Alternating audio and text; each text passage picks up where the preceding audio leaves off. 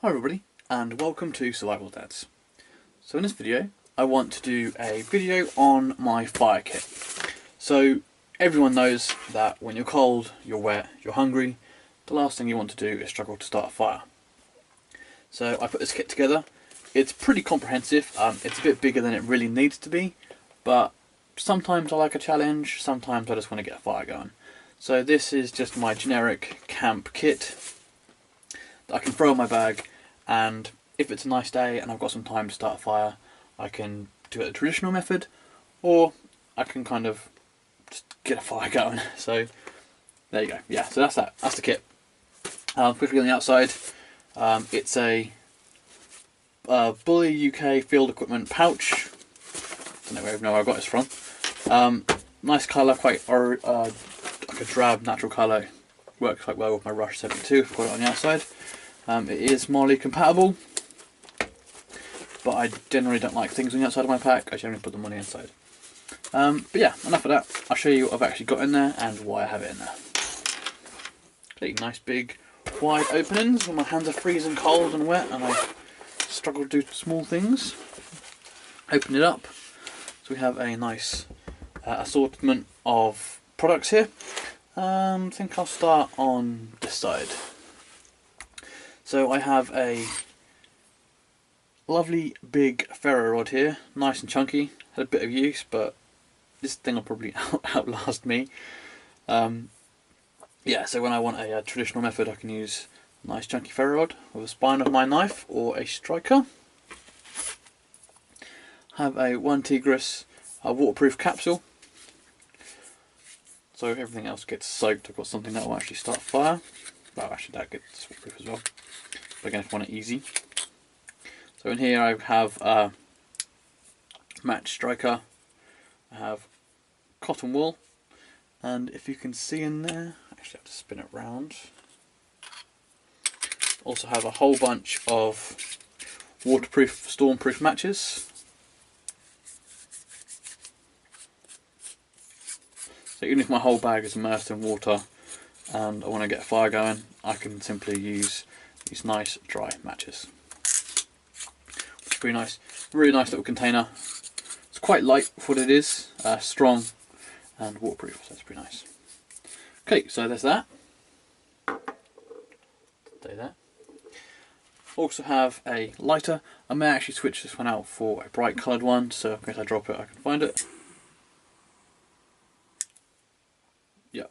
So I've got a lighter there. Again, for when I really can't be bothered. I have some jute twine here. So again, if I want to go down the traditional route. I have 2 tea light candles. Handy for use with my UCO candle. And also, if I just want a little bit of light and there's not too much wind around, I can just have the candle on its own. I have a BCB Fire Dragon gel block here. So this stuff's pretty cool. You can actually clean your hands with it. It's less toxic than things like Hexy. I've heard mixed reviews about it. I haven't had too many issues with it personally, but I tend to use actual fire. So, but yeah, it's pretty nice.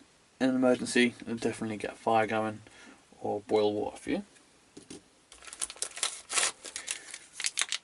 I have a 30-minute bright glow stick. Again, for just emergency lighting. It's wet. I have a fat wood stick. This is a commercial one.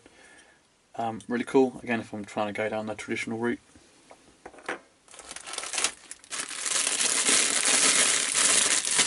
I have a bag full of natural firelighters. These are really nice, full of oils, and really help get a fire going. Generally one of these is enough, but I've got a few in there. Also have some dryer lint in there, and a spare plastic bag in case you want to get rid of some rubbish. So I'd say they're kind of like half traditional. I also have some trioxamine. Is it trioxamine?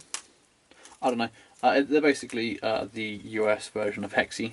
I don't think they're used anymore. They've kind of switched over to chemical heaters. but these get a fire going and they burn for about an hour. So they're like emergency kit. And here I have my Polymath Products Spitfire.